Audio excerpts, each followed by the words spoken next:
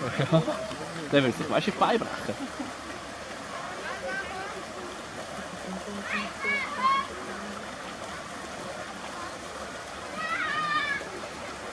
Eine schiefe Zähne hat er.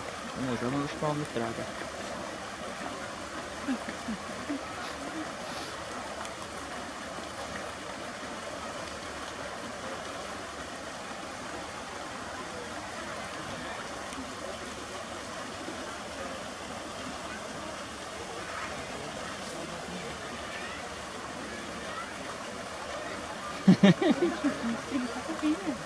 Ja, jetzt hat das Rohr mit Futter. Also kann er nicht mehr rauskommen.